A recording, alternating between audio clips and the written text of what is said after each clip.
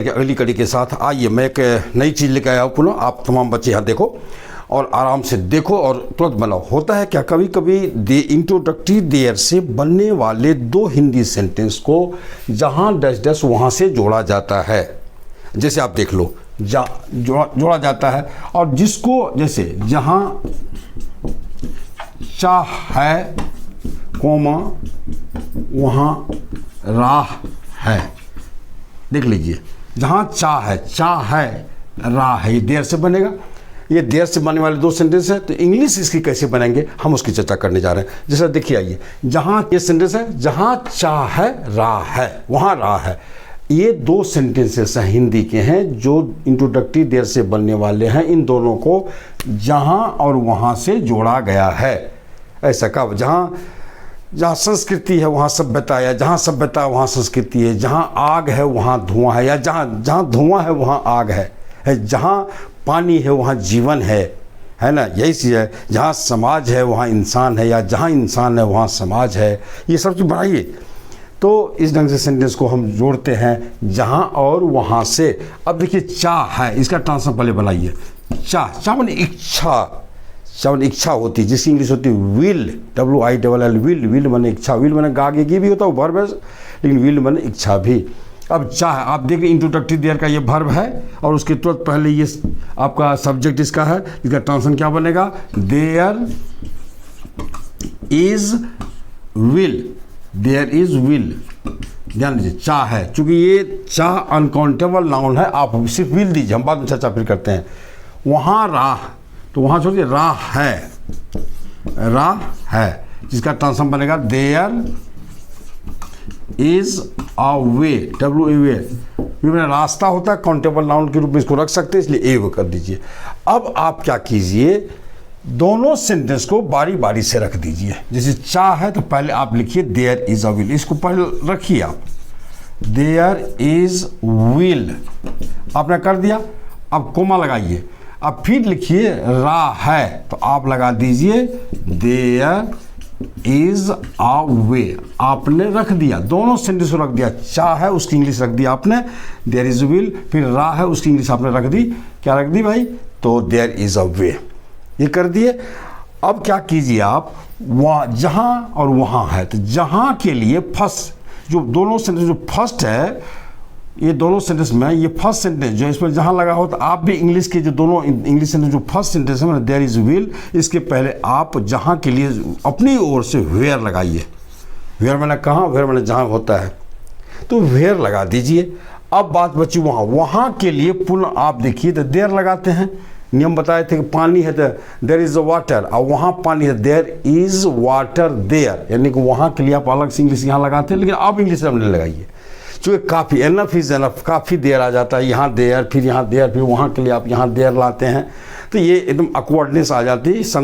हिंदी का जो एक सौंदर्य होता है, वो सौंदर्य में थोड़ी कमी आने लगती है। इसलिए आप यहाँ अपने आप पर एक नियंत्रण कर लीजिए, थोड़ा सा नियम को नियंत्रित कीजिए कि आप यहाँ क्या कीजिए, where there is a will there is a way, दे करके आप देयर ना दे करके दे दीजिए ये, और दोनों सेंटेंस के बीच में कोमा लगा दीजिए। अब हुआ कि आपके हिसाब से कि where there is will there is a way, ये बन गया आपको। अब करना क्या है, देखिए सब्जेक्ट को एक जैसे कीजिए। ये तो आपने जोड़ दिया। अब होता है क्या, यहाँ देखिए वे है common noun, singular common noun, वहाँ आर्टिकल आ गया। अब उसको उसके सौंदर्य को मेंटेन करने रखने के लिए, है ना, तो आप क्या कीजिए, अब यहाँ भी आप ए लगा दीजिए। ये जरूरी होता है, क्योंकि where there is a will there is a way, इसके चलते आपको यहाँ भी आर्टिकल लगाना पड़ेगा। अगर आर्टिकल देते हैं दोनों तरफ दीजिए, नहीं दीजिए तो नहीं दीजिए, ऐसा रूल होता है।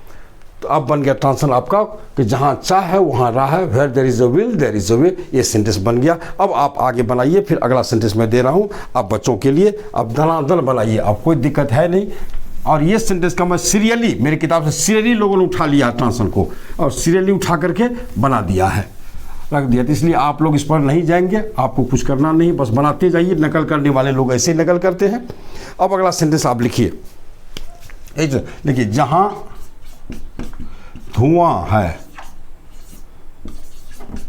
जहाँ धुआं है वहाँ आग है। अब देखिए धुआं है, निसंदेह बनेगा देयर इज, सॉरी स्मॉल से लगाइए, स्मॉल कैपिटल ध्यान रखिएगा, देयर इज स्मोक, धुआं है। आग है, there is fire, there is fire. देखिए है ना, स्मोक भी अनकाउंटेबल नाउन है और फायर भी अनकाउंटेबल नाउन, इसलिए हम लोग आर्टिकल वहाँ नहीं लगेगा, किसी एक में लग जाएगा तो दोनों तरफ देना पड़ेगा। अब वहाँ बचा जहाँ जहाँ के लिए आप सीधा वेयर बैठा दीजिए इन द बिगनिंग, शुरू में, और कुछ सेंटेंस बन गया। वहाँ के लिए इंग्लिश नहीं लाते हैं, बस ध्यान रखिएगा। इसलिए where there is smoke there is fire. अब आप देख लो, अब कई सेंटेंस, खूबसूरत सेंटेंस है। जहाँ सम्मति, जहाँ सम्मति वहाँ संपत्ति, वहाँ संपत्ति। आप देखिए वहाँ एक ढंग का सेंटेंस में ले आया उठा करके।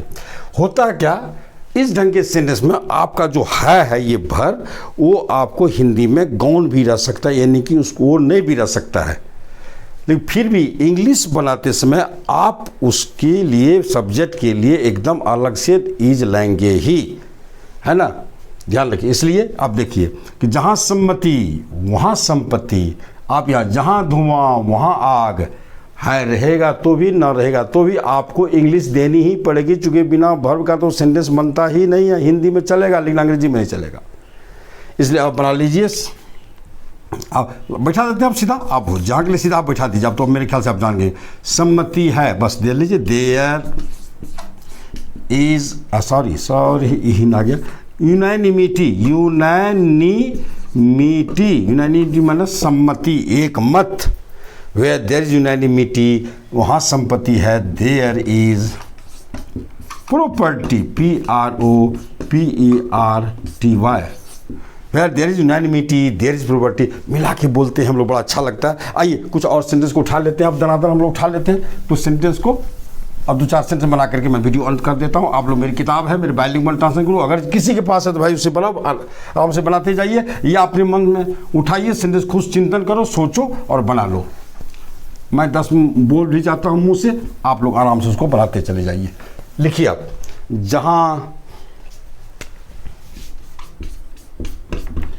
जहाँ स्वास्थ्य,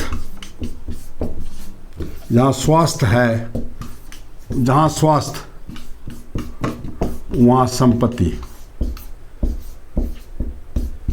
लिख लीजिए, पूर्णविराम डाल दीजिए। जहाँ स्वास्थ्य है वहाँ संपत्ति है, वेयर लगा दीजिए आप सीधा। अब स्वास्थ्य है तो देयर इज, है हो तो भी ना हो तो भी आप दीजिए, where there is health, HEALTH, health, comma, there is wealth, WEALTH। देख लीजिए बन गया। जहाँ स्वास्थ्य है वहाँ संपत्ति, where there is wealth, where there is health there is wealth. जहाँ कई सेंटेंस बना लीजिए आप लोग। जहाँ एकता, वहीं शक्ति, वहीं शक्ति, इसको बनाइए आप। कैसे बनेंगे, पूर्णविराम, भाव नहीं देंगे। और देखिए वहाँ की जगह वहीं भी आ सकता है, ये सब्जेक्ट की स्त्रीलिंग पुल्लिंग के हिसाब से यहाँ आ जाता है, मैस्कुलिन फेमिनिन के हिसाब से, ध्यान रखिएगा। इसलिए जहाँ एकता तो वेयर लगाइए आप, और एकता है समझ के बनाइए, there is unity, comma, there is strength, where there is unity there is strength, STRENGTH। ये सेंटेंस है आपका, देख लीजिए।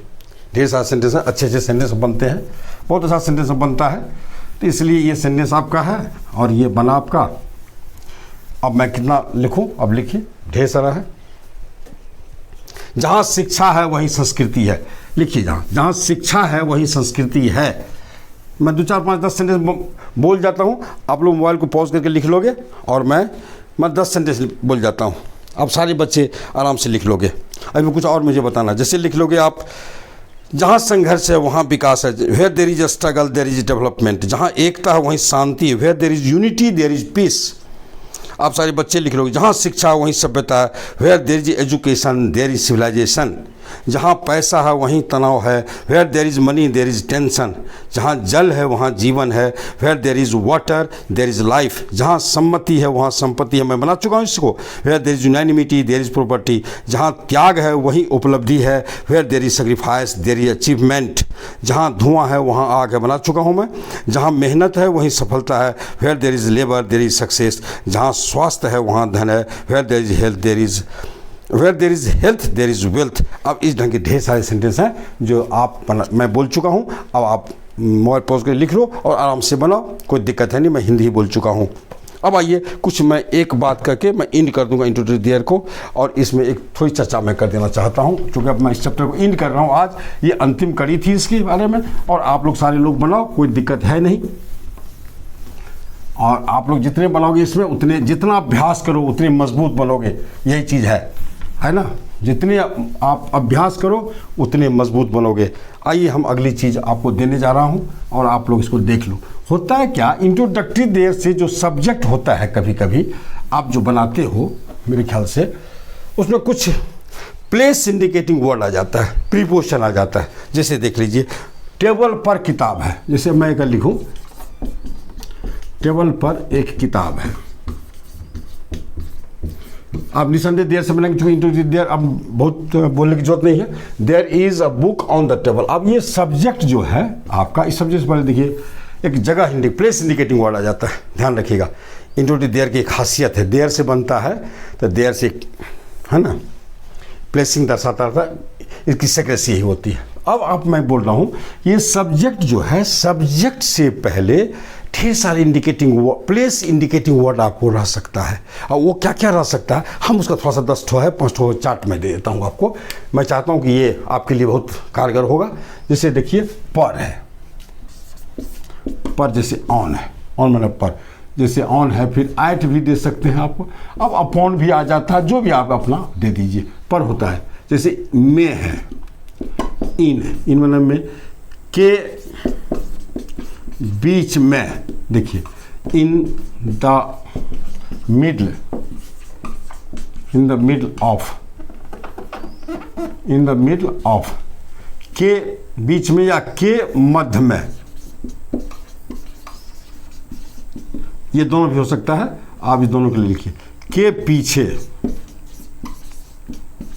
अब इसका होता है at the rear, at the rear of या in the rear, REAR, in the rear of, ये दोनों होता है।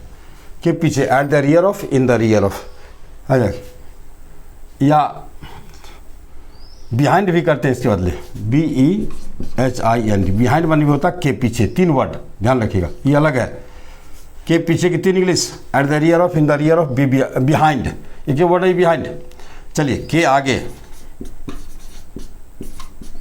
के आगे या के सामने, इसके लिए एक ही लीजिए, इन front of, in front of या बिफोर, बिफोर मतलब के सामने, बिफोर में के पहले होता ही है, ध्यान रखिएगा। ये हो गया के बीच में, के मध्य में, इन द मिडल ऑफ, और ये होता है मेरे ख्याल से ढेर सारे हैं, और भी मैं ढेर सारा वर्ड इसमें है दिया हुआ, और इन फ्रंट ऑफ, बिफोर हो गया। हाँ, एक वर्ड और छूट रहा, मैं देख रहा था, के किनारे, के किनारे, इसमें बहुत के किनारे, नदी के किनारे है, समुद्र के किनारे है, तालाब के किनारे है, तो समान तो मैं देता हूँ on the bank, on the bank of, के किनारे, है ना।